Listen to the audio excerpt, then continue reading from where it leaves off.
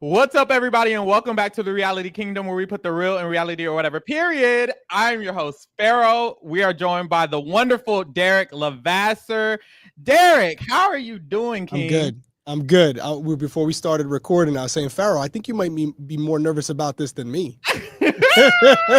I am very, very nervous. I'm actually usually nervous for these after shows because this is a new segment. We just started doing it this season. It's just me and the guests. So I'm always like, ooh, a little shaken up. That's why I got to get my drink. I got to get my cup. And I got to loosen up a little bit. I like but it. We here. Now, Derrick, first I want to ask you, because you're watching this season of Big Brother and you're doing the BBunlocked with Taylor Hale. Yep. How is that? When did that start? Where did that come from? What's your involvement with that? All of that. Yeah, so they reached out to me before the season started and said, we're looking for a second host to host this new show where it's going to be kind of a hybrid between, the live feed stuff and the general watching stuff. We're looking for gameplay analysis. We want it to be more like Sports Center-like, where you're debating, talking about the house guests, and we'll also have some behind the scenes footage. Yeah. Are you interested? I said, okay, so I'm hosting it with Taylor. And they're like, oh no, we can't say who the second person is. I'm like, all right, got it, Taylor. And so I knew it was Taylor from the jump, and I looked forward to working with her because we do come from different perspectives on the game. And I didn't want to be on there with someone who was just going to be an echo chamber for me. So it was a cool opportunity. I do love Big Brother. Big Brother changed my life. It is tough to keep up with it just on the regular because life, right? It just catches up to you. So getting paid to do it, it incentivizes you to make sure you don't miss anything. I am now a live feeder again. We're good to go. Period. Okay, that's great. Yeah. I heard, or I saw tweets. Taylor was talking about how, like, you guys, or at least from her perspective, that you guys were kind of working with them to try to mold the segment into something that was, I guess, likable for the fans, something that we would like. Can you talk more about that? Yeah, so they had asked us some of our opinions, and to be transparent, like, we can offer ideas, but they can also turn them down. Like, we're employees, right? So not everything that we suggest goes through, but overall we listen to the comments online, and we also know just in general what we want to see. And I know one thing that I said when they asked me to do it, I was like, oh, is this a recap show like last year?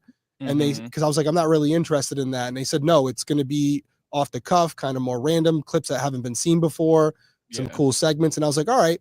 And we've already made some suggestions. Like one of them you saw last week where we were like, hey, we want to have like a house call. We want to see from family members of the house guests. That was something that we asked for. Yeah. We also had offered some other ideas that we're hoping come to fruition. We didn't, binge-worthy, cringe-worthy, it was okay, but we thought the cutting room floor was a little better because it's all things that didn't make the show. So we're trying. It's a balance. Ultimately, they have the final say. We had some other ideas that didn't make the show yet, but there's still more to come. So maybe it will. I hope it will. Got you. I hope so too. I think it's pretty good so far. I know a lot of people don't really love everything about it. I know some of the things still give gimmicky and stuff to people, but it's a work in progress. So listen, there's a script. And it's new for me and Taylor, right? Like there's a teleprompter, there's certain cue cards that we have to hit to segue into the next segment. Right. It's a balance. Taylor and I are still learning each other's cadence, but I love her. I think she's great. And I think we do get along really well. And I think as we continue to grow, it'll become more organic. But listen, it's not going to be for everybody. I think more so for probably your audience that watches the live feeds a lot. It's not going to offer as much as it would for the general watcher, to be candid. Yeah. But because you guys are seeing everything, right? There's only a few. I have seen the tweets and stuff, and Taylor was filling me in where people are like, oh, because of Big Brother Unlocked, they're now blocking the feeds. That's not my perspective. They've always blocked the feeds, annoyingly. They always have. So I can tell you right now, there has been nothing conveyed to us that they're saving stuff for Unlocked when it's only every other week. But if you don't like the show already, that is something you could probably latch on to. Yeah, the feeds block is definitely one of the things people have talked about. I feel like it's this season, just in general, there's been a lot of feeds blocks, and it seems like some of the stuff we didn't see on feeds, we saw on Unlocked. So I think that's why people are associating it. I get it. But there's also been times where I remember I was literally watching the feeds and all the feeds were on, and it was during the Rachel and Keanu argument in the bathroom about the pee and shit. And and that was during the feeds being on. We just didn't see it. So a part of me was like, maybe they aren't cutting the feeds. Maybe they're just showing us the stuff we would have missed anyways. Girl, I don't know. But yeah, it's cute. Combination. I don't think they're deliberately doing it. I do think they try to say, like they always have, they cut stuff because they want to save it for the show. They have to watch the show. Yeah, that's where the money's made, right? So they want you to watch when the advertisers are playing. But no, I don't think they're cutting it for Unlocked. But listen, people are entitled to their opinions. I think it's just like you said, sometimes it's not on the feeds. I wouldn't look at it as cutting the feeds. I would look at it as, hey, if there's something important that doesn't make the feeds, we got you covered. We'll make sure that it's shown. Period. That's a good way of looking at it. Period. So speaking of the feeds, you're watching the live feeds this season. Yes. You usually, I would assume, don't have enough time to watch the live feeds since when it's a lot of things. Kids, work. I run 3 businesses, so it's period. I know that's right. And it's busy. And we were just talking before we started recording. I'm eating my dinner now. It's 10 o'clock at night. Yeah. And that's just the way it is. And I'm very blessed and I enjoy my life and I like what I do. But yes, is it tough to hop on the feeds and just have them playing? Yes, it is. But again, it's my job now. I have to be up to date on it. You guys expect a lot from us, as you should. We're in these positions that a lot of people would love to be in. So I want to make sure that I give it 110%. That's real. How are you liking it? Do you like this season? Do you feel weird about the season? Do you hate the season? What's tea on that? Because girl, I love it because it's a mess. It is a mess. I don't know. It's a mess and that's lovable, but it's also, it could be like hard to get into for some people. I feel like for me, part of me is like, damn, I kind of wish I had something to focus on, or I had a person to focus on, I guess, strategically. I think entertainment wise, it's eating it up, but strategically, I'm kind of like missing that, which is why I kind of have the segment we have today planned. But yeah, what were you saying? Well, I mean, think about devil's advocate though, because if there was someone who was running the game right now, there'd also be people saying, "Oh, just give so and so the check; it's already over." And right now, we genuinely don't know who's going to win. I just did Unlocked. Now, granted, it was before the HOH competition, and I had Vince, Zach, and Morgan as my top 3. Ain't looking too good now, is it? Yeah. But exactly. But if before that HOH, and I've been watching the podcast, the feeds, Twitter, a lot of people would have put Zach and Vince near the top. That's true. Yet they're both in jeopardy of going home this week. So if you value unpredictability, you got it this season. Now, if you like a mastermind edit where one person is in charge from start to finish, and it's just kind of like this opportunity to see this person execute their gameplay, well, you're not getting that this year. But some people, a lot of people, would say they don't like that. So, it's subjective. And I do feel like, to me, a great Big Brother season has a mixture of both, which is why I feel like BB26 was very highly regarded, because it did have that unpredictability with Angela and Tucker, and then it also still had Chelsea at the end of the day. You know what I mean? So that's tough. Think about how hard that is, though. Like it's to rare. Have that every year. It's tough. It really is hard, and there's still an opportunity for someone to kind of rise to the occasion. I thought Mickey had it, honestly, and then that didn't work out. So Mickey was my hope, man, and. Yeah, she let me down. What's crazy is she might not have let anybody down. We're gonna have. She could win the show for sure. She could still win the show, 1,000%. And that's crazy. But Keanu could still win at this point. Exactly, and that's a great way to slide into the segment, because the first segment I have is based off the fact that we don't have a front runner. We don't have a front runner this season. We don't have a mastermind season. That's why on the screen grab I have fucking everybody on the screen grab, because I'm like, it could be anybody. It could be anybody in the season, but I do want to pay homage to past masterminds we've had and kind of talk a little bit about them with you, hear your opinions on them. I have some videos to play. Oh, so, and I'm going to be able to see them. You're going to be able to see it. Wow, look at this. So I'm going to play some videos. Look at this. And we're kind of just going to go through each of the ones I have. Okay. Starting with a very recent one we have, which is Chelsea. Yes. I was going to guess Chelsea beat me too. Oh, yeah, you're right. Let's go. My girl, Chelsea. I love Chelsea. Ooh. Surprised that Leah is trying to get me out this game. Because, hey, I just got out 2 of her closest allies. But this is just the opening that I needed to convince Mackenzie that Leah is a great option to get out of the game. Listen, I may have not won the Golden Power veto, but I have my words, which I think could be even more powerful. Oh! Not you speeding her up. I had to. I was like, you don't ever really know with the YouTube child, Yeah, I know how it goes. Now I love Chelsea. I think she's a great player. She implemented her strategy from start to finish. She had a little adversity at the beginning, but she was the front runner. Everyone at this point was like her game to lose. Right. So now this is my question, because this is my theory. I made this up when I watched Chelsea. I'm like, comparable.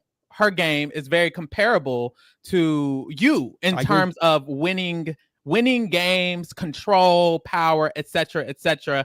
In my mind, prior to watching BB26, I'm like, Derrick, I didn't argue with the whole world.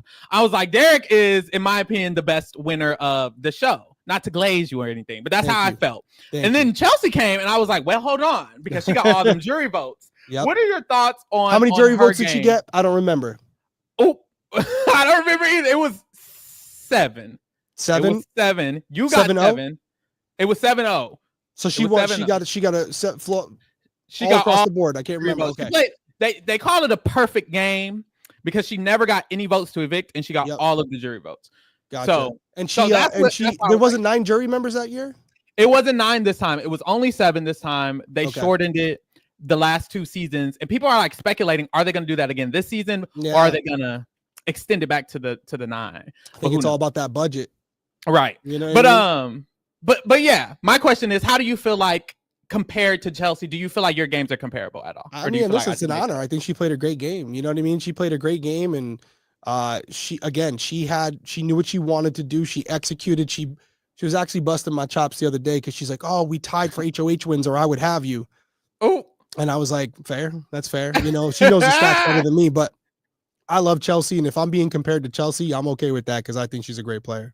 That was a very congenial answer. That was a very congenial. It's the truth. I love Chelsea. I mean, I'm biased because I like her a lot. You know what I mean? I think she's that's a great real. person. And y'all do the unlock together. She was there both times? Or she's been there every episode. She'll be there every episode. But me and Chelsea have been talking since she won. We're not as vocal about it. Like we're on text or DMs or whatever. And we've had conversations, like personal conversations. And so I consider her a friend, and she's just a great person. And I thought she played an amazing game. And again, she had a little bit more adversity than I did. And she was able to get out of it. Right. So, hats off to her. Great player. Period. Okay. Next, we have this. This is an interesting one because there's been rumblings and assumptions and things about your opinion on this person. Oh God. I'm just gonna bring them up. Let's do it. You're just like, people have been saying that you have a twin. Okay, you've been switching in and out, and I'm just like, wow, is it true? If it's true, tell me. I'll believe my word. Oh, okay. You'll see. Who is it? It's Vanessa. She'll pull up. Oh, there she is. Okay, I'm like, who am I looking at? And game changing. Now, what are your thoughts on Vanessa? Because the girls say, the streets say, it's so crazy. You don't fuck with Vanessa. Do you not fuck with Vanessa? I like Vanessa. I have zero issue with her, but I criticized her game. Okay, and why is that? That's where it comes from. Because I didn't like her tactics. Just me personally, I didn't like it. I felt that it was a little bit. I don't even want to use the word because I hate that the word is used so often. But I felt like she was a little pushy. We'll just put it that way. Okay. There was a moment with Steve where she kind of had him cornered. And it felt like when she didn't get her way, she cried. It just wasn't my personal favorite. But there's no doubt she's an incredible player, extremely smart. And if she gets that final competition where Steve can't cut her, she's in the conversation of the greatest of all time. So I have zero issues with her personally. There was a little bit of a tiff on, I don't even know what season it was, where all the rumors again, because the Big Brother community, it was like 18, I think, that Paulie was going on, and I said, vote out Vanessa if she's there, but that somehow became vote out Tiffany, even though I didn't know Vanessa had a sister named Tiffany. It's a telephone game, right? And so it became this thing that it wasn't. And candidly, I remember talking to Tiffany off record about it, and we were both laughing about it because it wasn't true. There was a little bit online where she started to believe that it could be true because in her defense, she's hearing it. But no, there's zero ill will with her. I don't like all Big Brother players, but Vanessa is not on that list. Okay, period. I'm glad by the way, you got a better finger on the pulse of Twitter. They'll still say I'm lying to you right now. Well, you are a good liar. But I'm just saying, that's what they'll say. A good liar. So even when I'm truthful, I'm lying. So I asked myself, like, maybe I should just lie and say I don't like her, because it's like not just the confirmation bias will be there, I guess. I don't know. I don't know. Man, I look, I believe you. I believe you. I don't feel like you have no problem with her. There's Listen, no and even reason if I didn't like her, why wouldn't I just say, hey, I don't like her? What's the big deal? Not everybody likes everybody. You're not in the game right now. I believe you. I have no reason not to like her. I like Vanessa as a player. I do feel like she was very she reminds me of Morgan. She's very a little erratic, not to be using negative terms. She's also like very, I can say I see what you mean by like the pushiness. I think a lot of great players try to achieve their agendas, you know, try to get what they want to happen. You did everybody does it, right? And but the way she does it, the manner she does it is very, you know, forward. Aggressive. And I think that for right. And that can come across a little bit weird. I think even this season is not comparable. Don't eat me up in the chat, but even this season, a lot of times Mickey has had things she wanted, and people have been getting on her ass on Twitter about the way that she speaks about things. But they're also mad at the things she's saying because she's saying a lot of weird things personally. But that kind of blends into the way she plays the game as well. And people kind of feel like, why she got to come at them in this way, and why does she have to say it in this manner? Shit like that. So I see what you mean. I remember I was out in Vegas and I met her wife, Vanessa's wife, and even she was like, "Oh, you were critical of her game," and that's where it really stemmed from. Because I had, you know, you come on these shows and you make an honest comment. It's not anything personal. People are like, oh, you just don't like her because she's coming for your legacy, which is by far the dumbest thing ever. Like, you're coming for my big brother legacy. That in and of itself is embarrassing. But no, I think she's a great player for sure. All right. Next we have, you might recognize this person. I should recognize all of them, right? You told me something. Obviously, she's saying she didn't say that. Oh, okay. So okay. I just want to know what's going on. I lied to you. I looked a lot better there. there. Said it, just in case if she told you that you would think it would come from her and not come from me. I respect you for telling the truth. Thank you. Mission accomplished. Right now, everyone in the house knows Zach's a liar, and Nicole loves me right now because I just made her look good to the house. Victoria thinks everything's her fault, and she betrayed my trust. It's a win-win-win. It's a win-win-win. Win-win-win. It's a great player right there. My unbiased opinion, that's a great player right there. You know what? And you know what? I'll let you have that one. I'll give you that. I don't like that. Actually, I don't like that player. I'm gonna be honest with you. I don't like that person. I'm gonna tell the truth here. We're gonna spill some tea. Fuck that guy. Oh, please. I think you did good. At that moment, because you mentioned you were like, I looked a lot better there. You had started doing things. You were doing stuff on purpose. You were changing stuff on purpose. Never had a beard before that. Never had a beard. Really? And no, I had like a little lineup when I was undercover, but it wasn't like that until I went on Big Brother, and then I was like, you know what? I'm gonna grow it out because I want to really embrace this undercover character. Yeah, the beard eats. You need keep up with the beard. The beard with. I mean, you guys, your people have definitely called me out on the no beard Derrick. The no beard Derrick is gone. He's dead. Good. No, he's well, dead. Not good, but like picture haunts me. Yeah. Oh, it haunts you. The one my first seat. Look back, you're like, come on, Pharaoh. We can be honest. We're friends here. It's a bad. That's look. true. I didn't even use it for the screen grab. I was like, let me not use it. It's a bad look. It's a bad look. The photographer, he clearly didn't like me. Yeah. He said, I got you. Yeah, it was a setup. The beard eats though. I really fuck with the beard. I saw you with the beard. I was like, ooh, Derrick kind of looking a little. But yes. The beard. I'm blushing. Oh, stop it! All right, next we have. Hey, I'm just gonna play the video. Okay. Someone choose a nominee and pick the video. So right now we're gonna play a game, a very high stakes game, and I like to call that replacement nominee roulette. Now the thing about anytime when you gamble, you're taking a risk, and in this house, someone's gambled with someone else's safety, and unfortunately, you better know who's making a bet for you. And in this case, Ali, you lost a bet. Michelle, go on the block. Love that moment. Crazy. Yeah, man. Dan's a G, man. Literally, capital G Giesling. He's great. He's great. Yeah. And I consider Dan a close friend. Again, someone I talk to a lot off record. Little tea for you. I've never said anywhere else, but you know, we're all hanging out, having some fun. It's just a circle of trust. Dan's a big reason that I decided to go on Traders because I reached out to him before going and said, hey, real talk. Is it worth it? Is it fun? And he said, absolutely. You need to do it. It's a good time. And so having that firsthand perspective on what it was like out there and how they treated you before going was incredibly helpful. He couldn't help you with the game because ultimately it's Traders. You can't really prepare for it. You're picking out liars. But the background, the BTS stuff, he gave me like the rundown of like, hey man, this is the type of treatment you get and all that stuff. And it was great. Oh, that's awesome. Was it accurate? Did you feel like it was an accurate depiction of your experience there? Man, Traders is just they do it right. I talked about the mental health aspect of it and stuff. I mean, they allow you to still talk to your family once a week. There's a a psychologist on staff all the time if you want to talk at the end of the night. And even after the show, they're checking in with you.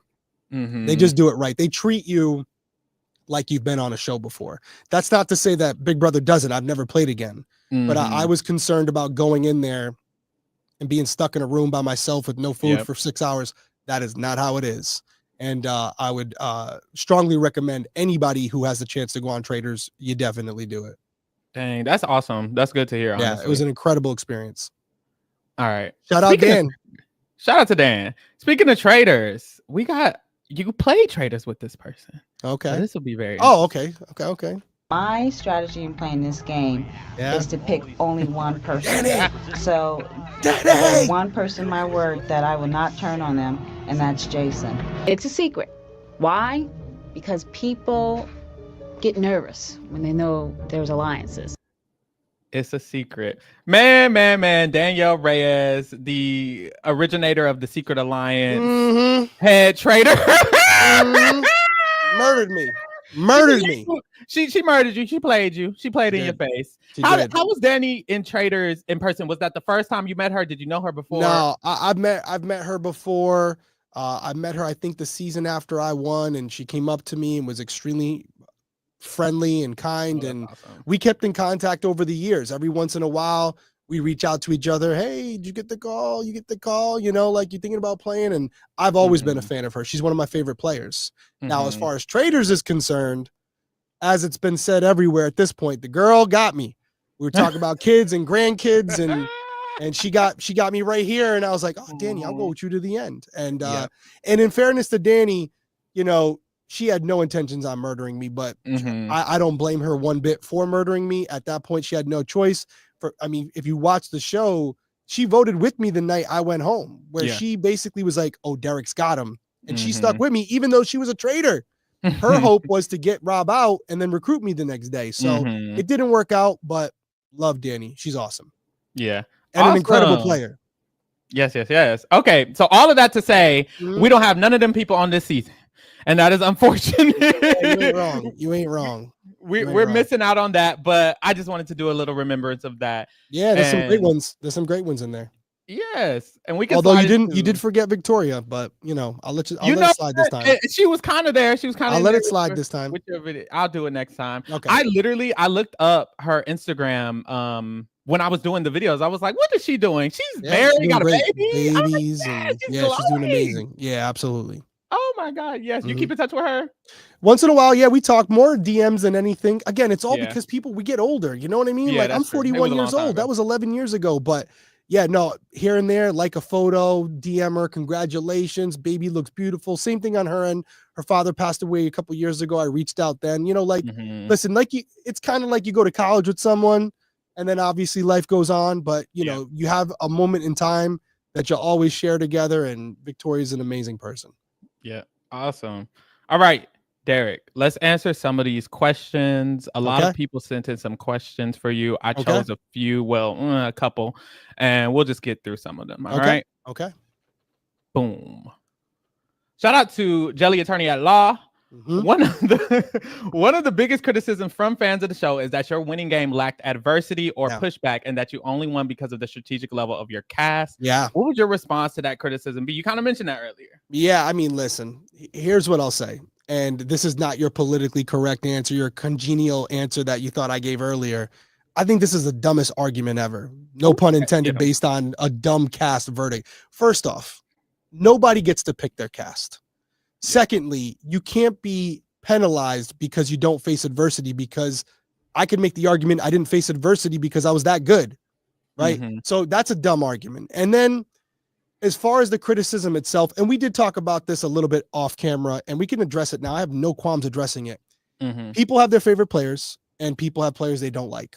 And they don't like them, or they like them first, and then they find a reason to support whatever they feel about them. So some people who like me will say, he didn't face adversity, he's a great player. While others who don't like me will say he didn't face adversity, he sucks. As far as my cast being the strategic level not being there, let's just talk about it. We have the most winners of any season on my season. That's true. That's true. And if you want to count Amber for winning the challenge too, I mean, we have some players on our season. Competitive people, yeah. But am I saying that our cast was a bunch of Einsteins? No, of course not. Every season has your duds. I'm not going to name duds. That's disrespectful. But overall, I thought we had a pretty well-rounded cast. I don't think our cast was a bunch of dummies. Like I said, we had Nicole, we had Cody, we had Frankie, we had Donnie. He didn't have the numbers, but he wasn't dumb. And he knew what was going on. He knew what I was doing. And I thought we had a pretty well-rounded cast. And my bias, of course. But I think this argument, I see it with Chelsea sometimes as well. And it's like, it makes no sense to me. It makes no sense to me. I think overall, you're dealt the hand that you're dealt. You have to play it. I didn't pick the cast, but I would argue that the fact that I never was on the block and didn't face quote-unquote adversity was a testament to how good I played the game.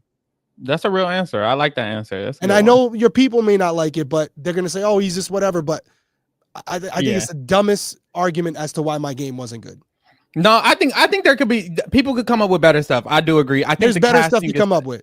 The casting is too arbitrary. Yeah, something. But I mean, it's like, oh, his cast wasn't great.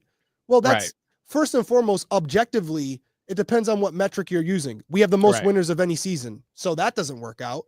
So then what are you saying? It's just based on your subjective opinion of what a good strategic player is. And that's open to interpretation. There's no metric you can put on that.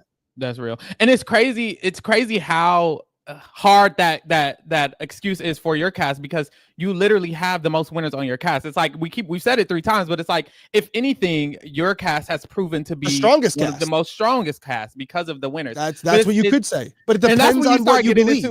Exactly. It's subjective. It really is subjective. Whatever you want to do. But I can tell you, looking at my cast, I'm proud of the way I played. It was not as easy as it looked. I promise you. There were many days where I was shitting myself. I was nervous. I thought I was in trouble. You know, things go a certain way. Donnie won a comp one time where he took himself off, and I was nervous. But I looked at the game I had with the battle of the block. That's another big argument they make for my season. And I always say, hey, they gave me a twist. I dismantled that twist and figured out how to make it work for me. I'm sorry. Like, what do you want me to say? I didn't work with them. I just played the hand I was dealt. Yeah, real. And this is a good way to segue into another question. I had a question for you because we're at the Reality Kingdom. We put the real in reality. Let's do it. We ask the real questions. Am I being real so far? You being real so far. You're doing good. At first, I was like, hold on, but you're doing good. All right. Now, I do want to ask. I have to ask because the truth is, a lot of people do feel some type of way that you are even acknowledged sometimes as a winner, as a good player, as even a guest on this podcast in a lot of different ways. And a lot of that is because of your profession. Now, yes. I did do some research. I looked into it. I saw that you were a police officer for 13 years, and then you went into private investigation after that. And I do want to ask you, why did you choose that route for your profession? What was your motivation for being a police officer, and etc.? So we could talk about this for an hour, but the short version is I'm one of 4. I'm the oldest of 4 children. And when I was younger, 9-10 years old, my father left when I was very young, and my stepdad came into the picture, and we have a great relationship now. But at the time, had a little bit of a drinking issue, and there were many nights where things would get out of control. And the only thing I could do was get my brothers and sisters, bring them to a room. And if you remember, those phones had like a fire, a little police badge or whatever. So I just hit the button, hold them, lock the door, and wait for the police to come. And I remember, as a 10-year-old that really couldn't do much, I would hear the sirens coming. And it was the sense of relief that I can't describe. It was the best feeling in the world. And I remember when the police officers would come in, I knew I was going to be safe and I was okay. And then I remember, as that continued, one of those officers who showed up to my house ended up being my dare officer. And I looked at him as a hero because he knew what I was going through at night before coming to school. And he became like a mentor. And that kind of continued as I got older. And I went off to college and I took criminal justice, and I was thinking about being a police officer. I wasn't certain on it yet. And I ended up taking the police exam because I wanted to get familiar with the test. There was about 500 people applying for it. I took it. I was getting ready to go to my junior year of college, and the chief called me in and said, I have a dilemma. You're 20 years old, so you can't buy your own bullets legally, but you finished first out of 500 people. So I don't have an excuse to skip you over, so I have to offer you the job. Are you up for it? I was a broke college kid. I remembered back when I was 9, 10 years old and the ability the impact that police officer had on me. I wanted to be that for someone else. And I, as I became a police officer and unfortunately responded to many calls over my career like that, every time I did, I got that feeling back again. Cause I knew when I looked at those children, what they were going through and what they were experiencing and what they felt when they saw me. And it gets me emotional even right now because that never got old. Yeah. And it always incentivized me at, 3, 4 in the morning, no matter how tired I was. If a call came in like that, I was always the first one there. Guns blazing, I'm going there as fast as I can because I want to help as many people as I can. And I think as far as back to your original question, or at least the premise of your question, I think it goes back to, again, there are certain people that don't like me, and that's okay. You're not going to like everybody in life, and you don't even have to justify why you don't like me, whether it's because of the way I played the game, whether it's because I'm a former police officer, whatever it is, you're entitled to your opinion. And unfortunately, there's a lot of distrust with law enforcement right now. And I speak about this all the time. A lot of it is warranted. And I speak a lot on that behalf and try to point out bad police work because I want to be part of the change. But unfortunately, I'm still attached to it. And if you didn't like me in the first place, this would just be a reason to support that. I'll go even deeper with it if you're willing to do it here, if we're getting really real. We can get real. Okay, are we on a time limit? We ain't on a time limit. You got it. So I'll address all the elephants. So the biggest thing that I see, and it's unfortunate, but I think I don't know if I've ever said it on a podcast. I've written about it, but I've never said it on a podcast. Another reason that people don't necessarily like me is not only because I was a police officer, but I was involved in a police-involved shooting. And a lot of the comments you'll see is, oh, he's a murderer. He's a murderer, which is unbelievably not true. So I'll tell you exactly what happened, and everyone can go look up the court records. Easter Sunday, I was training a new guy. I was 23 years old, and we get a call for a 911 hang up. So it wasn't my call, but I'm training a new guy. I wanted to bring him over so we can get familiar with these situations. Where I lived at the time where I was working with Central Falls, Rhode Island, most of the houses there, that's where I grew up, are triple deckers, 3 apartments. So we get there. We're the first ones there. I start walking up this narrow corridor, the stairs up to the second floor, and there's a guy standing there. He doesn't speak much English, and all he's doing is pointing to the 3rd floor, not really saying much. But at that time, other officers arrived. 2 of them spoke Spanish. They talk to him and they find out that there's a fight that just happened on the 3rd floor. So we go up to the 3rd floor and there's another guy on the stairwell. Again, not saying much. This is 3:00 in the morning. And there's a little landing there. So I go up on the landing because he doesn't speak English. So I want to get to his right side. So my back is in front of a window and I'm looking at the guy on his side, and behind him is the door to the apartment. My buddies are on the stairs talking to him. While that's going on, I don't understand what they're saying, but he opens the door to the apartment. Now I can see inside the apartment. And in the apartment, it's completely dark. There's a bunch of doors, but one of the doors in the back, I can't see in the room, but I can see that there's light on in the room. So as I'm standing there, just trying to see what's going on, this silhouette comes out of this room that's lit up. And I can't make out if it's a guy or girl, nothing. All I can see is the outline. And as I'm starting at their head and working my eyes down, I can see that in their hand, down by their side, is this huge knife. And instantly I'm like, oh, this ain't good. So as soon as I notice the knife, this silhouette turns to me and starts running towards the door. So I take the guy that's in front of me because I don't know if he's coming to stab that guy. I throw him down the stairs because he's right in front of me. And I try to back up. And frankly, I was caught off guard. So I fell into the window. I actually knocked the screen out. I almost went out the 3rd floor window, and that would have been the end of me. But luckily, I was able to catch the door frame. The guy stops at the door frame. He's got a knife in his hand. Eyes are bloodshot, not saying anything, just kind of looking at us. Then he shuts the door. He slams the door shut. We got to go inside because he could hurt himself, or there could be other people in there that he could be hurting. So I kick the door in. We go into the kitchen. There's 4 officers. We're speaking into him in Spanish and in English. He's got the knife over his head. He keeps lunging at us, but he's not charging us. So nothing happens. We're just, hey, please drop the knife. Please drop the knife. We gave him some space because we didn't want him to feel cornered.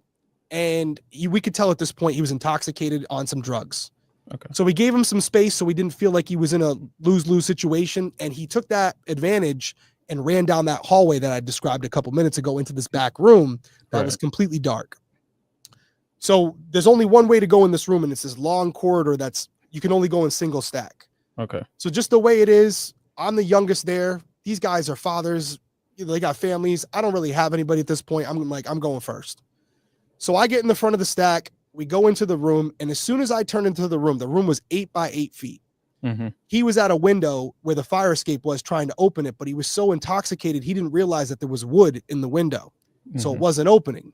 And at that point, within a matter of seconds, he turned around and ran right at me. And I shot him when he was about 4 feet away from me, which was the one criticism that the state police gave when they analyzed this whole thing, because they said I waited too long. He could have killed me. Okay. Shot him. Unfortunately, he didn't survive. His name was Selvin Gardado. Some of the names I see out there that are on Twitter, not even him. I don't know who it is. He was 27 years old. And frankly, even as I sit here right now, no criminal record, not a bad person. But what had happened was his girlfriend and friend were hooking up. Mm-hmm. He found out about it and he stabbed them before I got there. Mm-hmm. He stabbed them. Unfortunately, he didn't kill them, but he stabbed both of them and they were on the second floor and they called the police. He was trying to get back down to them. He wanted to kill her. Gotcha. So it was going to be them, it was going to be me, or it was going to be him. Every shooting goes to a grand jury, no matter what it is. And fortunately for me, a grand jury is made up of 20 people, just normal civilians. Fortunately for me, Selvin's parents testified on my behalf, saying that he had no choice. He was going to kill all of us. So we had no choice. Now, I sit here now. I was 23 years old. It traumatized me. I went through a lot of help for it, went through therapy for it, and it's something that definitely changed me. The only silver lining in the whole thing, and I still think about Selvin all the time. We're connected until I die. What I think about now is how precious life is and how short it can be and how things can change in a second. And candidly, not to segue back to Big Brother, because we're getting pretty deep here, that's part of the reason I applied for Big Brother, because from that point when I was 23 and then I went back to being a police officer, I decided that I wasn't going to wait, because you're not promised tomorrow. And no moment was more true than the moment that I was in. So that's something that a lot of people, I think, here on Twitter don't know the context of it, but will say that because frankly, they want to hurt me, right? And hurt people. So I understand that it's probably coming from a place of hurt on their own, but maybe hearing that full story, they'll have a better understanding of it. Do I still think people will say it? Of course. But at least there's some people out there that'll hear it now on your podcast and know the true context of what happened. And they can make their own opinions. Exactly. And was thank that you too for deep?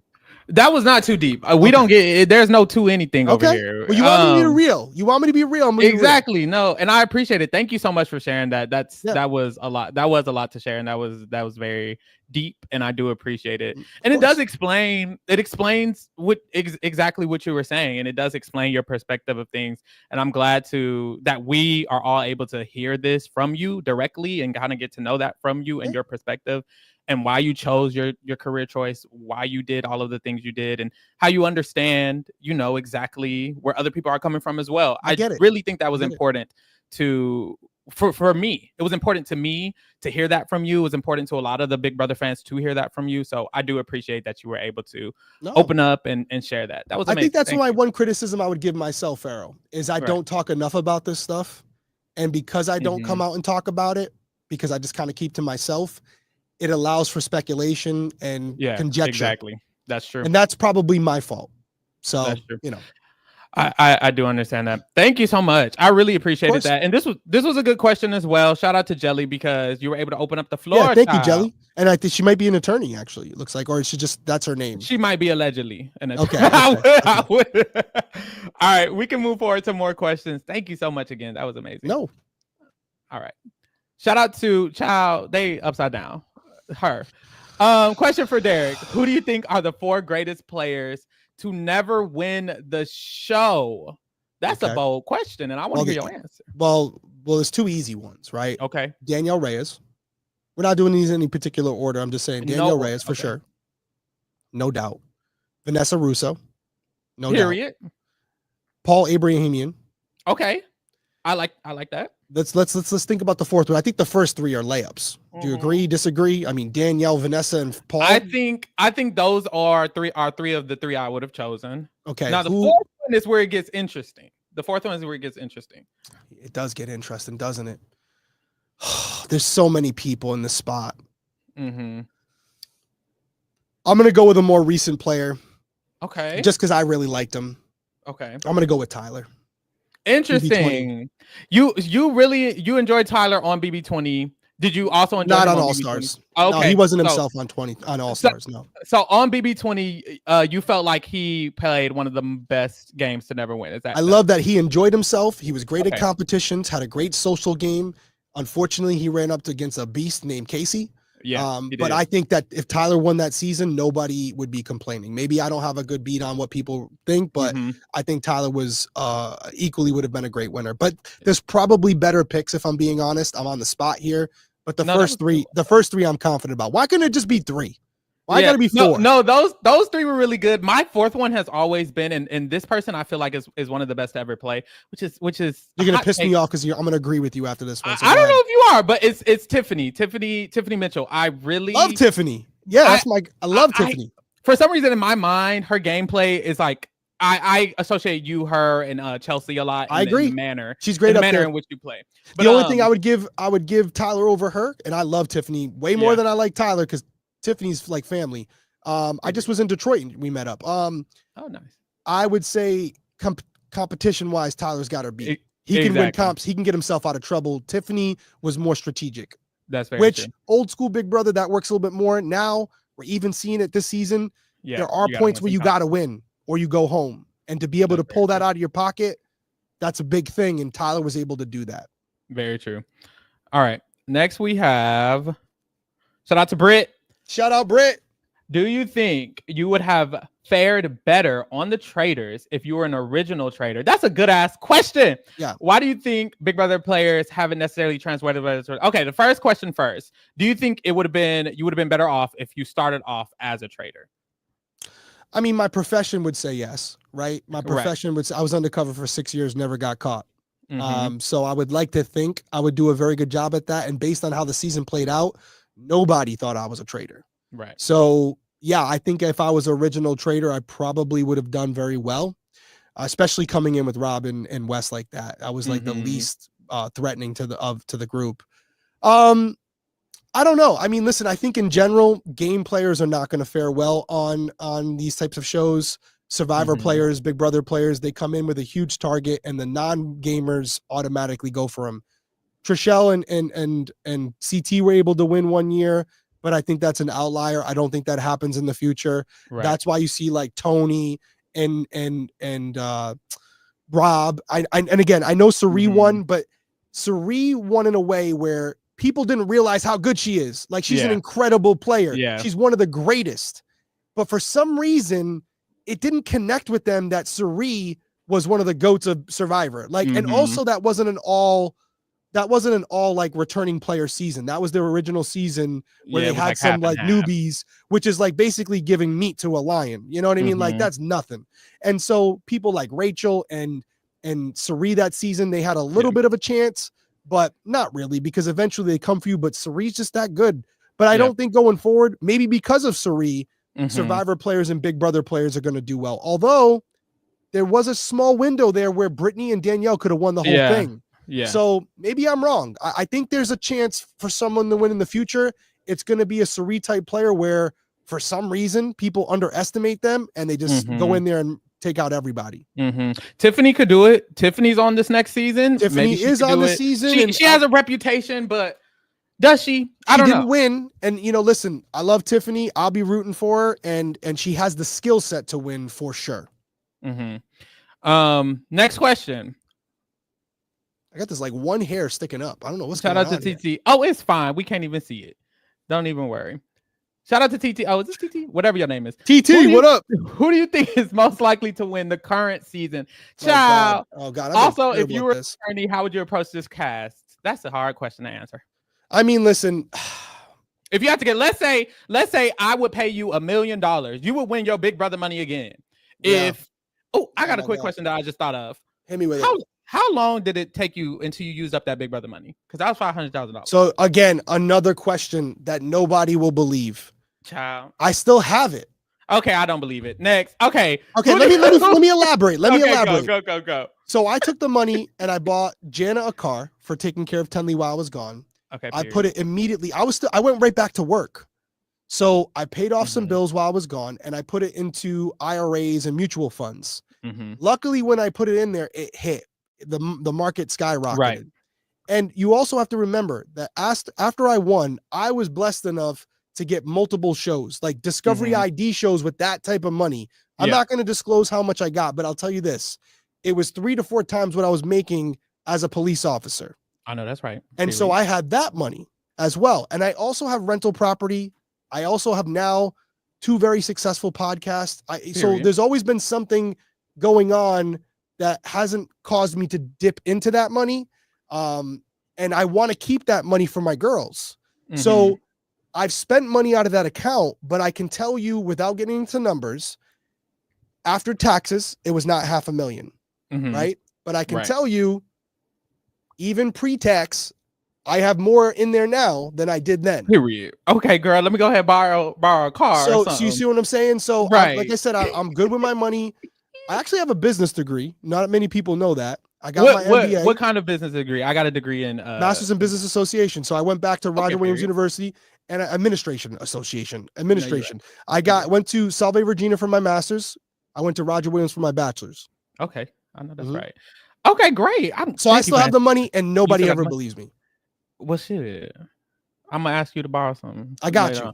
Okay, who can win the season? Do you know the answer? That's a hard question. I mean, listen, like I said, I just put up Vince, Zach, and Morgan as my top 3, and man, they all were in jeopardy of going home this week. If I had to say right now, I still think Vince or Zach could win it. Yeah, because I still feel like they're in a pretty good position, even though one of them may go home. There's still a lot of chatter that Keanu's going to go. Yeah, one of them might not even go home. If that happens, and then Zach still has his power, which was an idiotic move not using it. But if they both survive this week, that just shows the game they're playing. Yep, exactly. And so if Rachel doesn't get Vince out and he gets her before she gets him, I don't know if anybody else is going to be able to get him out. But Mickey, Morgan, they could still win. I mean, but also I would argue that like a Will or an Ava or whoever, they could still win too. I mean, everyone's game. I don't see like a Catherine or a Lauren or a Riley winning, but I'd be lying if I said I was 100% confident. I'm going to have the not list next week and I don't know what I'm doing. Oh, man. How would you approach this cast as a returning player? Because I feel like it's been hard for Rachel. I feel like Rachel she don't know what to do because they're not smart. They don't know what they're doing, so she can't. It's more difficult sometimes to play with a cast that doesn't know the game than it is to play with one that does know the game because of the unpredictability. Well, but I would argue it's a benefit to her though, because if they knew how to play the game, they would have gotten her out already. That's true. You know what I mean? If they knew who she was and what she's capable of, they would have got rid of her. The fact that she's still there is stupid. So she's too good of a player to be in there because she can win the whole thing contrary to what they believe. And she hasn't won competitions yet. And I know she's trying, but I would argue that that's better she didn't win, because if she did win, they really do value those comp wins and they would have voted her out. But because they don't see her as an actual threat, they're leaving her around, and they better hope she don't go on a run. But she's still herself. Like, I mean, listen, you saw that conversation with her and Morgan, where they're in this the what do you call it, the snack room or whatever it is now, whatever they call it, the storage room, and she's calling her out. Like, if you do that on other seasons, they'll vote you out. Like, she's telling them, I'm gonna be in the final 2 chairs, and they're like, okay, well, whatever. Yeah, very true. So I don't know how you handle this cast, because it's like a poker player playing against a bunch of newbies. Pros, you know how to predict what they would do because there's like a statistical probability. But when you're playing with someone who doesn't know how to play the game, anything's possible. Exactly. All right, that's true. I kind of agree. Honestly, I feel like, I just wouldn't know what to do. I applied for this season. I was like, thank God I didn't get on. We need you on, buddy. We need you on. I'm gonna put on this one. I'm gonna have to do it on another one. I need one of these big time BB podcasters to be on, like a you or a Taryn, because I need you guys to come back and tell people how hard it really is. No, for real. I feel like it's crazy because I really think it's extremely difficult to understand the situation they're in as viewers. So when people are like talking about, and I do the same shit, I judge all the people in there. That's damn near my job. But when people are talking about the players in the cast, it's like a lot of people forget that baby, they're actually there in the house. They don't have access to 4 cameras. Nothing. They don't know anything going on other than what's in front of them. Correct. And then they're separated. It's so much stuff going on, and it's like you just forget. And I forget sometimes too, or I kind of don't care sometimes because I'm like, hey, y'all signed up for it. If I sign up for it and people talk shit about me, hey, I signed up for it. But that's it. But it's a different world when you're in a room and you don't know what people are saying in the other room, and the people you're closest to, you're questioning them as well because you just never know. It's easy to sit at home and watch the feeds and be like, oh, of course so-and-so's lying. Yeah, you have the advantage of knowing they're lying. Yeah. Next question. Shout out to Chelsea, is the reigning champion of BB. She sure is. Yep. How much do you think your strategy on Big Brother 16 changed the strategic landscape of the game? Follow up. Let's wait on the follow up. Okay.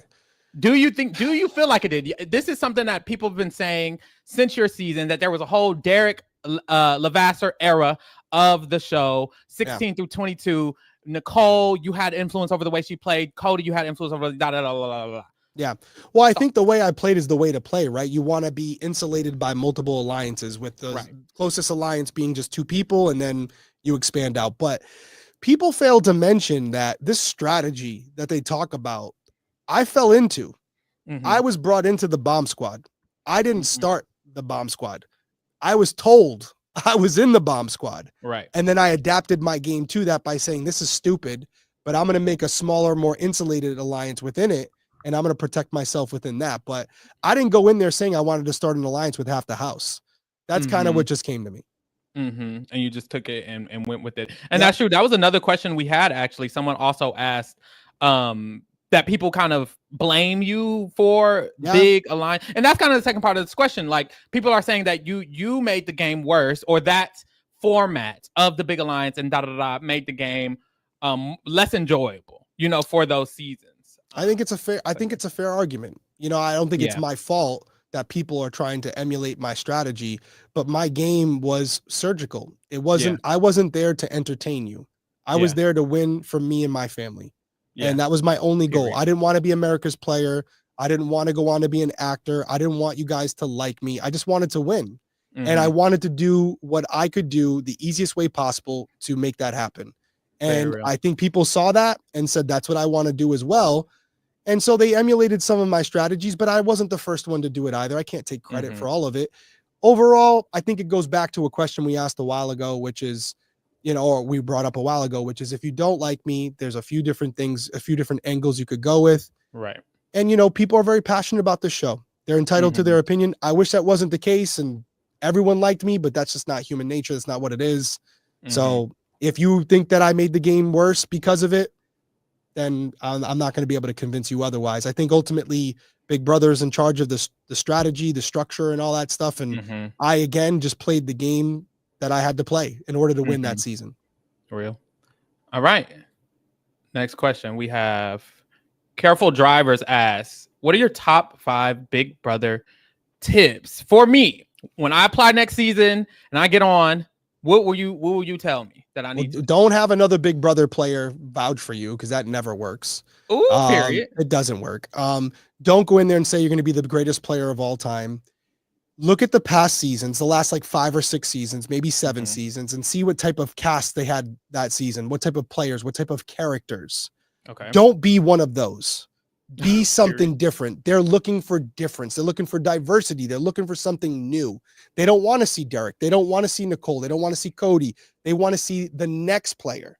That's why you see people like Ava and Will. They're trying to switch it up. They're trying to show you different characters. Yeah. So find something about yourself that is unique to you, and also we haven't seen before, and structure your pitch behind that. Don't tell a lot.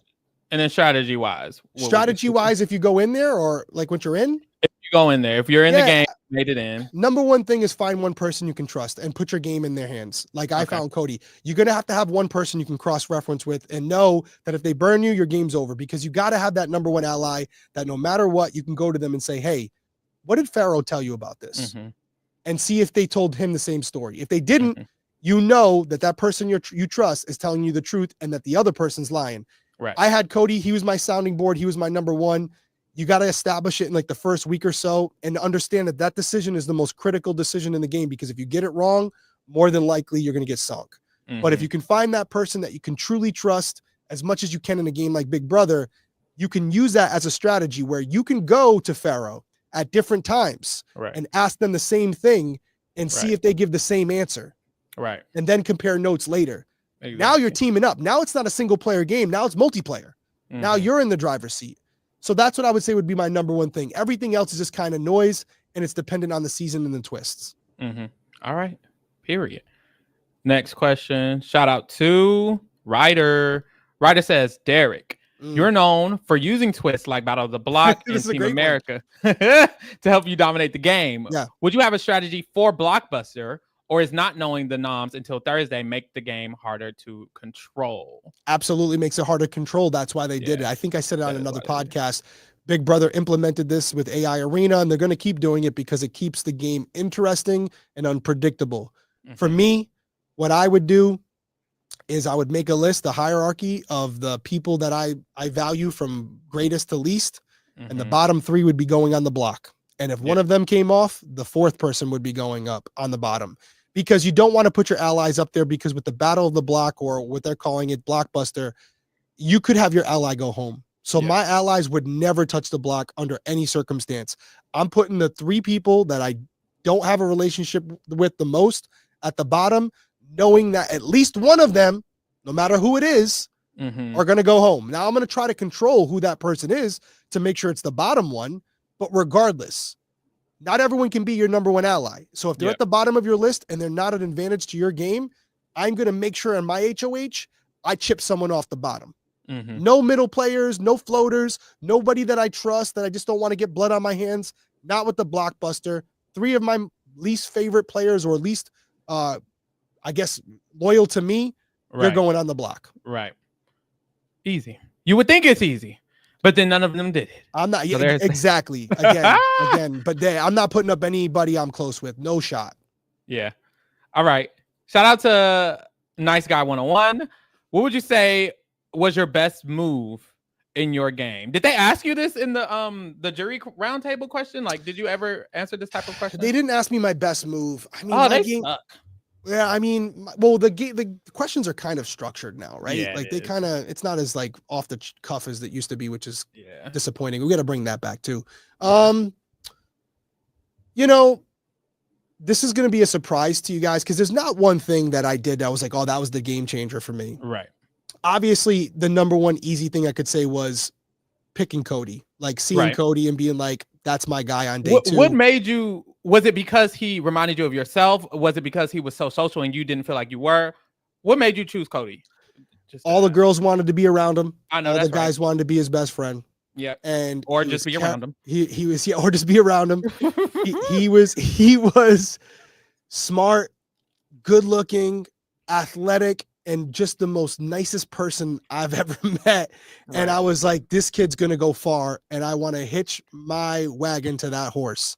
And I knew he was going to be able to do things as a married man that I wouldn't be able to do. And he was going to be able to use those looks, because as a straight man, I was attracted to him. I'm like, damn, he is a good looking cat, period. I'm like, I get it. I want to see him with his shirt off too. And so I got it. And it just so happened that he was also an incredible person. My daughters call him Uncle Cody, you know, so I didn't know that level of loyalty was there, other than the fact that he was an East Coast guy from Jersey. I'm from Rhode Island, kind of the cloth cut from the same cloth, and it just worked out. But I would say not picking that most obvious choice.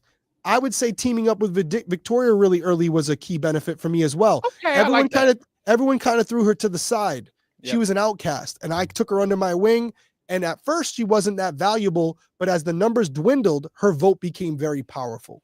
And if you remember, she was the one who went up and lied to Frankie for me to make me look like the bad guy. She acted incredible during that. Right. She was a great asset to me. And in the end, she still voted for me. So I would say that was kind of the more obscure decision that I made, that again, at first might seem like a dumb thing, but as the game progressed, she became a really valuable asset. Yeah, I'm so glad you said that, because me and my co-host Lee says it a lot, that one valuable thing that people forget about during the game is that the people who are, I guess, not who are outcast, or everyone doesn't want with them. They're valuable. Like we saw it with Chelsea and Mackenzie. Mackenzie was outcast, and she used Mackenzie to the end of Final Jam. Same thing with you and Victoria and y'all's relationship. We saw it with Sam and Tyler and BB20. Like exactly, the best player of the season is using these outcasts and kind of flipping them into. I want to scrap up all the leftovers. Exactly. I want them all. Feed me. Exactly. So I really like that you said that. I feel like that's unique. I feel like that's something people don't usually think is important, but it really is. Like it really is. You need numbers. Doesn't matter who they are. A number is a number. Period. We're seeing that now, and you never know. They could win an HOH. Look at Ava. Yep. Speaking of Lee asked a question. Lee says, rank your top 5 all-time Big Brother winners, including yourself. And you know what? I would love for this to be in order, if you could. If you could, I want to be messy. Well, I'm gonna do 2 things. I'm gonna do 2 lists, and I'm gonna do top 3. Okay, that's fine. So the first list we're gonna do, because I think they're 2 different things. Overall body of work, game player, and then single season first time player. Okay, because there's a controlled environment. Everyone's had a first season, so that's a fair comparison. Not everyone's played multiple seasons. Exactly. But I think they're 2 different things. Best overall player, I'm going to put Cody at number 1. Why? Why am I putting Cody at number 1? Well, I would love to know. He's got 11 overall or 12 overall competition wins. That's true. He has the record. He's finished. His average finish is 1.5 over 2 seasons. He's been nominated a total over 2 seasons of 2 times. Damn. Okay. He's an incredible competitor, incredible social player, great conversationalist. Where's the flaw? Okay, you spilling. And look, I was gonna get on your ass because that's your best friend, but I'm gonna let you have that. That's that's a great compare it. Great. Who, me? Who I would pick? I'm saying let's go with number 2 and see how this person Who's number 2? Up. You scare me. So number 2 would be Dan Giesling. Okay. Why is he number 2 over Cody and number 1? Right. Well, first off, he's been nominated more times. That's true. Second of all, he hasn't won even half as many competitions, which some of you may not value comps, but the ability to win them is still important. Cody's got double the competition wins. Okay. Cody also has a 7-0 win his second season, as well as Dan. So almost all those things are the same except for competition wins. Okay. And therefore Cody gets the edge. I'm following your pathway. Who do you have as the third? I'm wondering. Shit. And that's where it gets crazy. Shit. Because Dan and Cody, I feel easy. Like okay. 1 and 2. 1 and 2. You could 1A, 1B. They both finished first and second. And they both played perfect games. So I get it. I think they make sense regardless. And Cody won an All-Stars. Cody won an All-Stars, by the way, all returning players. Exactly. So 3, man. Overall,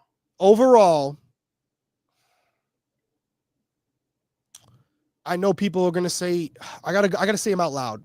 Dr. Will would be in there. He's in the conversation. Okay. Although I don't know if his game translates today. Okay. I think Nicole's got to be in the conversation as well. But who is your answer? We need an answer there. I know. I'm going to go with Dr. Will, and I'm going to tell you why. Okay. Because we have 3 players here. We have Cody, who's more strategic and competitive. Right. Dan, who is a mixture of both entertainment and strategic. Mm-hmm. And then Will, in my opinion, who is more entertainment. Had some strategy there, but it's a gradient, right? I think Cody's most likely to win again if he played on a regular season without anybody knowing who he is. Right. Out of those 3, but that's my 3. Right. Okay. That was your 3 overall. What are your 3 single game seasons? And you can include yourself with I know it's going to be biased. I have me at number 1. Okay, as you should. Why do I have me at number 1? First time player. I won 4 HOHs. I had double the nominations of any other season. Boom. Never nominated. Boom. I was never in trouble. Never in jeopardy of going on the block. If I win that one last competition, I never even sit in the chair. Okay. And I didn't win unanimously, but I got 7 votes in a 9-person jury.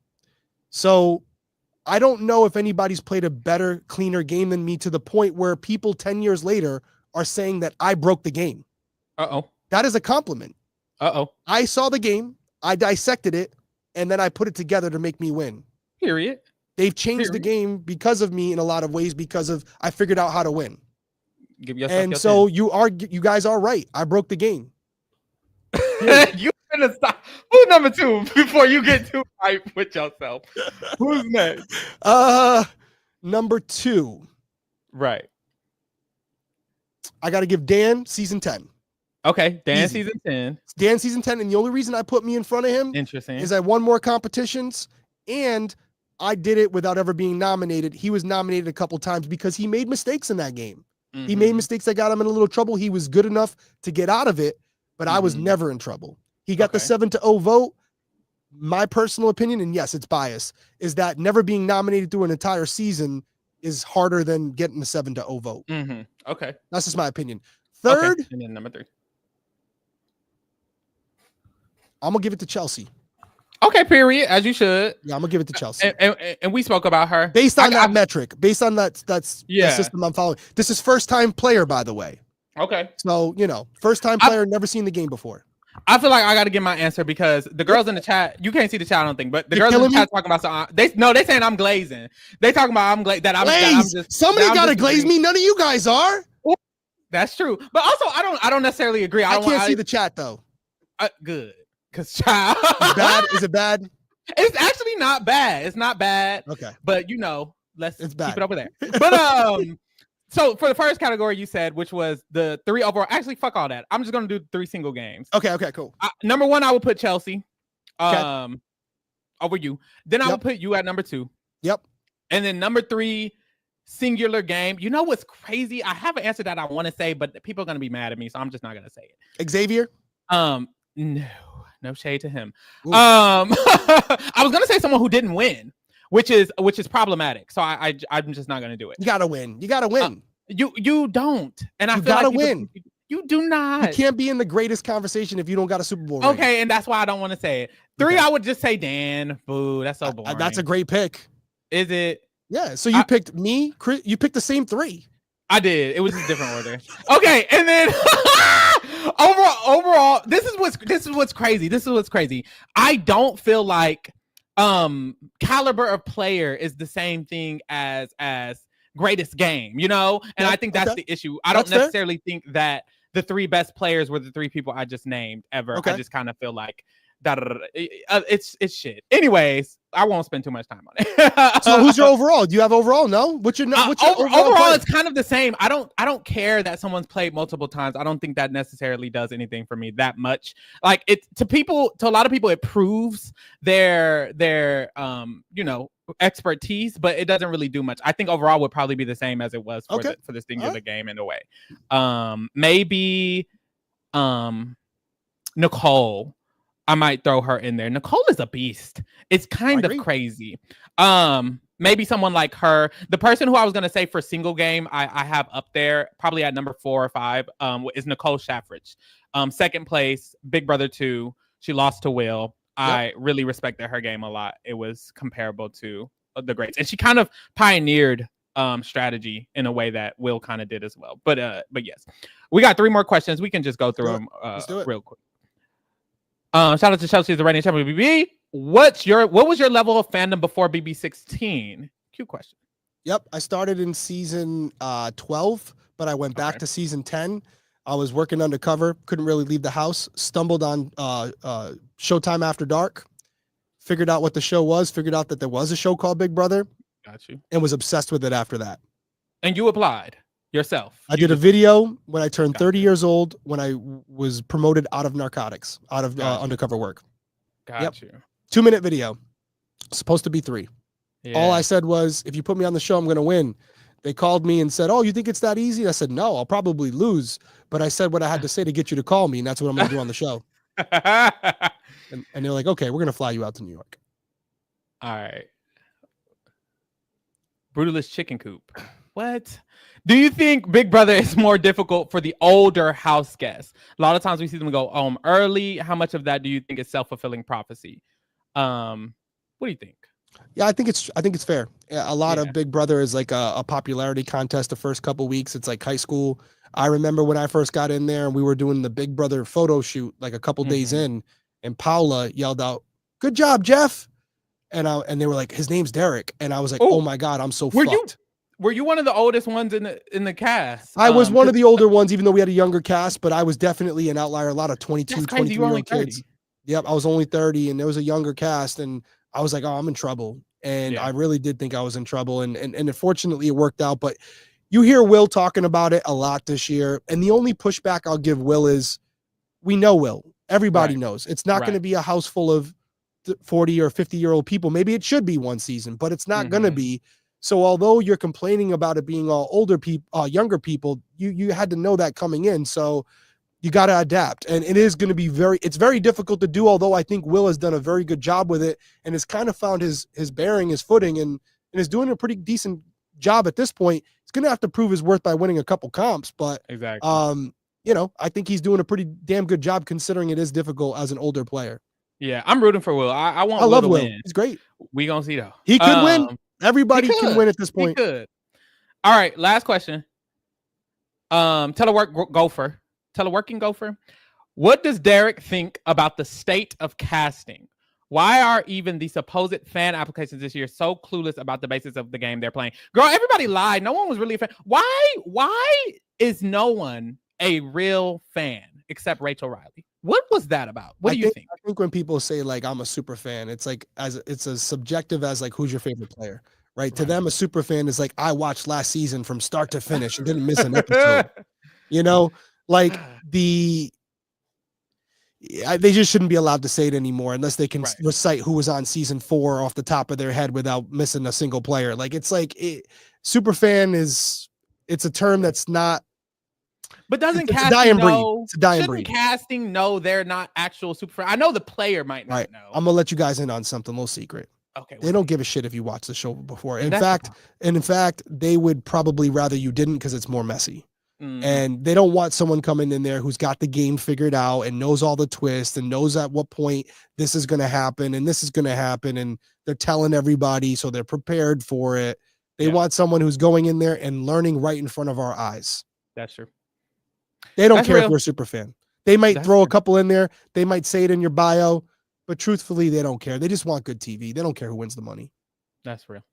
All right. We got one more segment. 1.5. Okay. Let's play a quick little game. Oh, look at this. Isn't it colorful and pretty? It reminds me of the Traders comp. I don't know if you watch Traders, but it reminds me of that comp with the clowns behind the door. Oh, yeah. Yeah. This game, I usually have the games tailored to the guests. This game is called Hitman It Up. Stop glazing. Jesus. I know, right? I know. I did the same thing with the other guests. Stop it. All right. But arguably the quotations best alliance in Big Brother history. I don't necessarily agree. However, you say what you say. Cody says what he says. Anyways. In honor of that, what this game is behind these doors are the 13 house guests currently in the house. You will choose a number. I'll reveal who's behind it. And you're going to have to hitman it up for their game, which means you're going to let me know what you would do if you were that person in the game in order to get them the win. Okay. You're a winner. Cody's a winner. How can this person win the game? We could probably go back and forth. You pick one and then you say your answer or whatever, and then I'll pick one and then I'll kind of say my answer and we can talk about our answers. Whatever the fuck. So all I'm saying is how this person's going to win the show. How they could win the game. I think what will be cool is if you could do who should they work with, who should they target, and I'll make it quick. Got it. All right. Pick a door. 13 all day, every day. Not 13. You like that number? It's my favorite number. It's my college number. I had a feeling it was your favorite number. I was literally I'm so smart. I'm psychic. All right. Boom. Keanu, not him. Work with Rachel. Work with Ava. He needs to target, I would say, Morgan or Mickey. Get them out. Okay. I like that. I agree with that. I would say the same thing. It's going to be hard for him to win, though. Gee whiz. Well, is it? Not in this season. I think he's got a chance, man. He's got a chance. If he survives this week, he's got a chance. But I think if he's still on the block come eviction night with how good he is at comps, I think logic weighs out and they say they're going to evict him. When are we going to get this chance again? Yeah. All right. I'm going to choose my favorite number because you chose yours. Okay. Mine is 3. Don't remember who's under here. Ava. Damn, this is actually kind of hard. I think Ava is working with people who will prioritize her. And I think she's targeting the right people as well. She's arguably one of the best HOH reigns so far. I think she targeted the right people, and I think she's working with the right people. I think the one thing she needs to do is play harder. Honestly, stop with the, well, frankly, I don't know. And well, frankly, you do that. Fuck all that. You need to carve your path. And if she carves her path, she could win. She was essentially the last person picked in the damn knockout because she was in such a good position. Just use that good position. That's all I'd say for her. Yeah, I think ultimately you have to have people respect her game because they have to vote for you at the end. She's got to take it more serious. She's got to be more cutthroat because she doesn't want people laughing at her. They got to be laughing with her. Real. All right. Next number. I'm going to go 5. All right. Oh, I don't remember who's here. Will. We were talking about. I think Will's doing the right thing right now. I think he's kind of playing all sides of the house. He's kind of got good relationships with everyone. He's the father figure for everybody in the house. He's not winning competitions right now, not by choice, but it's making him less of a threat. I think people look at him right now as, why would I waste my HOH on him? Which, not the best thing, but, you know, it's working for him. The only problem I see is at one point, if he's up there and it's 2 allies that have some numbers in the house, he's going to go. He's got to win some comps. He's got to keep the house even so that he's in the middle. And then for him to win, he's going to have to go on a streak at the end. He's going to have to win the comps, or the people who are actually loyal to each other, they'll take him out. Because it's not going to be about a blockbuster for everybody, forever in this game. It's going to go at some point. That's true. All right. I like that. I agree with that. I'm going to just do 10. Yep. It's a great number. Oh, God, good luck with that one. I know, right? Do the opposite of what she's doing. I think she needed to use the veto this week. Not needed, but in my opinion, if she would have used the veto, she could have gained something. And right now she has nothing. And I don't like that. Like, make an ally. If you're going to work with Mickey and Will and Ava, do that. If you're going to work with Vincent and them other people, do that. Just do something. That's kind of my suggestion. Yeah. It's pretty good. And it doesn't really matter because she doesn't have ties to anyone. She can work with Mickey and it will work because Mickey thinks she's not with anyone. No one thinks she's doing anything. So if she comes to them with an alliance, they're going to believe it. They're going to be like, oh, you're not working with anyone else. You'll work with me. So just do something and then you can probably win the game, which is crazy because this season is kind of easy. So yeah, that's how I feel. Girl, I don't know. No notes. Yeah, we could do 2 more. 12. What's your 12? Interesting. You and these numbers. Not her. But the perpetual pawn. I don't know. Yeah. I mean, I like to think everybody still has a shot. She has to pick a lane. She's another player kind of like a Will where nobody really respects her as a gamer. So even if she got to the end, I think she's going to have a hard time winning. Although she's won a couple blockbusters now, she doesn't have a number 1 in there. And that's a bad spot to be in. Like, Will has Ava and Ava has Will. You know, Kelly has nobody. So I think at some point, because she's won some comps, she's going to go. But if she wants a chance at winning, she has to make sure that there's 2 sides in the house, she continuously kind of goes back and forth between the 2 sides. So they have to continue to go after each other to keep the numbers even so nobody gets ahead. And she has to hope that near the end, like Will, she wins a couple comps in a row, strings them together, builds a little bit of a resume because it's going to have to be based on comp for her. And she gets a W because she's next to someone who they value less. Yeah. Damn, all these choices been boring. We gotta keep going. Hold on. I'm gonna do one. These the losers, not losers, no shade. Shots fired. And one is Vince. Oh boy. If he lasts this round, I think keep it up, King. Keep doing what you're doing, but be more selective. What's it called? Something like that. He's just been too all over the place, and eventually you get caught up. That's why you're getting caught up now. I feel like Rachel caught on that you were working with everyone, and he doesn't have to be working with everyone because some people aren't as valuable or necessary or important or whatever it is. He needs to just kind of choose and stick to that. I think he will learn to do that if he stays, because he's mentioned like, damn, I fucked up, I shouldn't have been doing so much. But I think he should work with the people he's been working with. I think Morgan and Zach and Lauren are damn near willing to not throw their games away, but I think they're willing to do a lot to help him. And I think that's good. And I think he should be targeting people like Rachel and honestly, someone like Will. they're smart enough to clock your ass. Yep. And he needs to know that. And they're kind of in the middle, and if they're not with you, they're against you. So I agree. Right. All right. You can choose another one. One more? Okay. Let's kind of even out the board. We'll go in the other corner. 7. Zach. Interesting one. Yeah, Zach's got to use his hidden challenge or power when he has a chance to save himself at the start. What are we doing? I don't know. Right. Listen, I had a lot to say for him on the show. Smart, athletic, hidden power. Everyone likes him. That could also be the reason he goes home.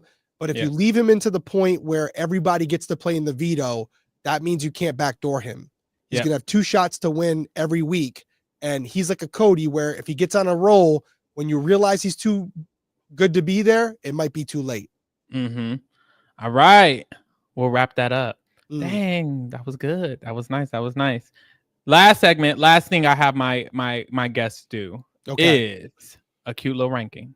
Okay. Now, I have all of these categories, and these are the categories you're going to be placing the people in. It's going to be a quick little speed. You place them in the category. I got to explain some of these because, you know, some of the girls don't know what it is. Mother, you know what mother is? Mother, GOAT. Period. Okay, period. That's mother. Camp is like great, but camp is like a gay word for great. You know, it's giving camp. When we go to the bar, you usually bring this up, and I'm always like, yeah, I get it. It's camp. I got it. Exactly. Child is child. Kai Asylum. Now that one I gotta explain. Kai Asylum means who are you?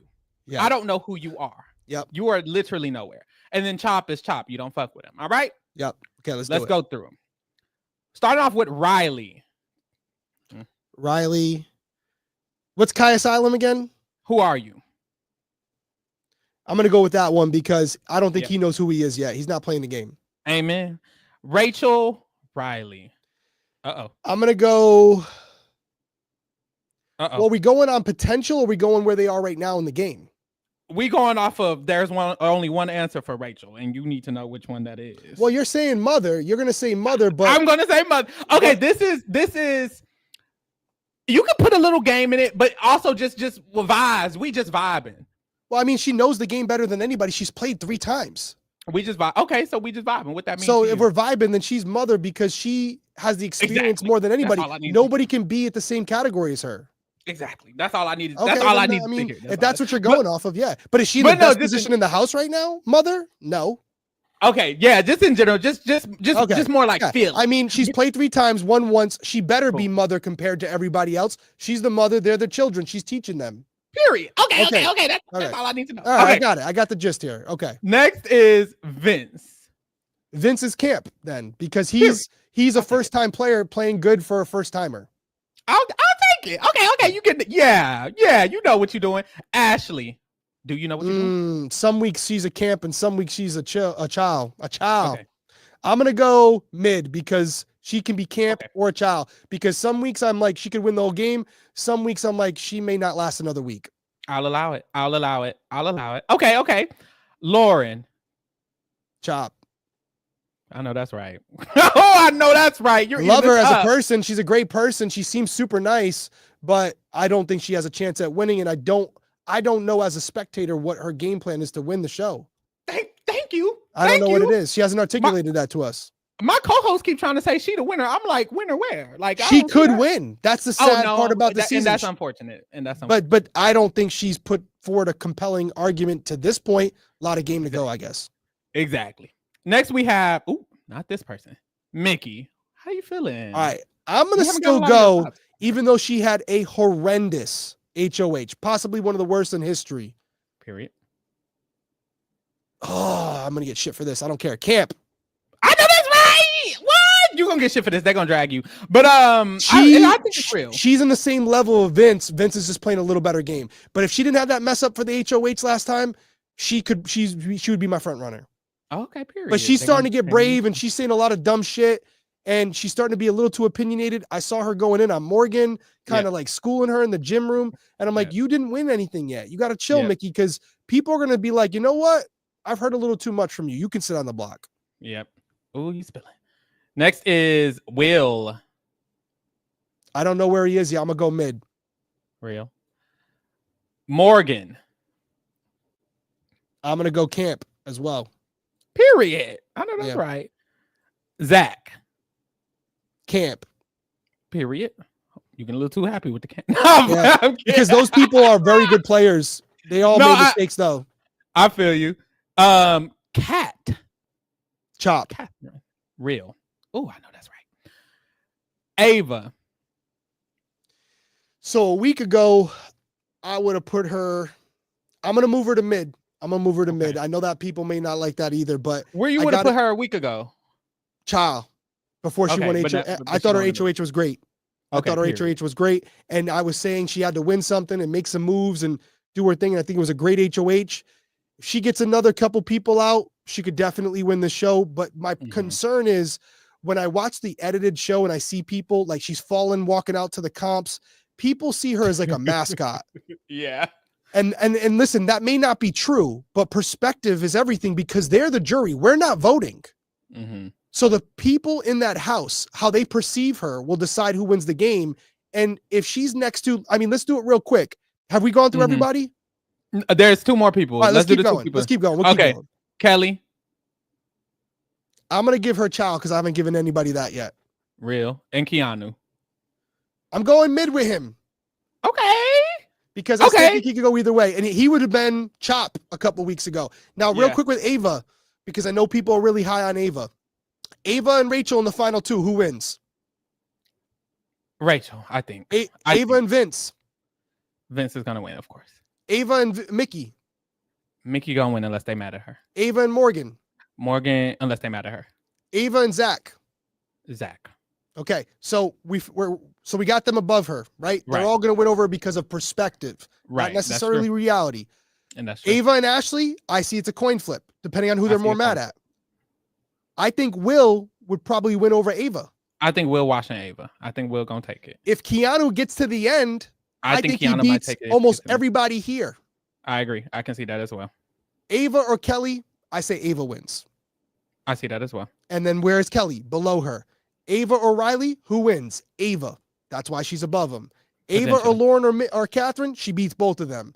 So you see what I'm saying? The metric yeah, and even in some of these scenarios, some of the other, unfortunately, they like Riley a little bit. Like I see what you're saying. I see what you're saying. I'm going more off because I don't like the fact that he's not playing the game at all. He's there to throw his game away. He could probably be in mid, right? Like if we're being about where the game are right now, but we put Rachel at number one because of knowledge and vibe and great TV and all that good stuff. Do I think she's going to win? I don't think she's going to win. Yeah, but she has a better chance this week than she did 2 weeks ago. That's real. Same thing with Keanu. That's real. Period. I know that's right.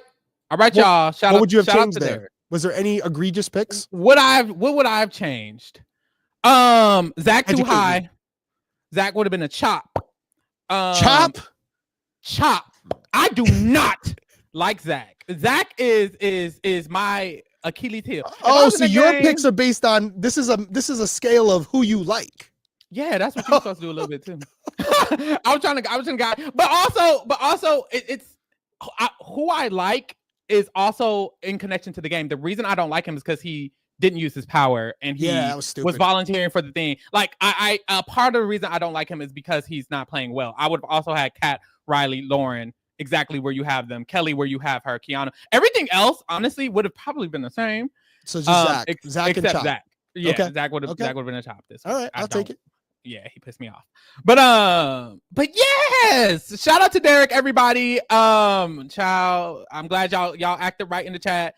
He didn't see the chat good. Was it bad? Yeah, listen, it was genuinely it's nothing I haven't heard before. It was genuinely not bad. It was genuinely not. It was worse when you got announced.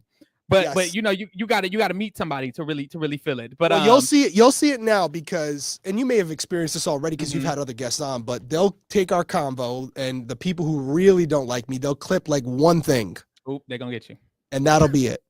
No context, no nothing. It'll just, or it might even be an edit to put things together. You know, but that is part of being in this world. I'm aware of it. You sign up for it. You can't complain about it. I'm very blessed. I'm very fortunate. I got no complaints. Real. All right, Derrick, where can people find you? Shout out to Detective's Perspective. I listen to your podcast Thank you. here and there. It's really, really good. But where can people find you? What other things you do? You got 3 companies. What's T? Yeah. So for me, victim advocacy, number one thing that I'm working on. You mentioned the podcast. We cover unsolved cases. And what I've been doing lately over the last 3 years is I'll cover these cases. And if there's something that I can do as far as DNA technology where I can use testing to test for who this person might have been or who killed them, I will pay for the testing completely. We already funded 2 cases. We solved one that was 60 years old. We're about to announce another case that we've been working.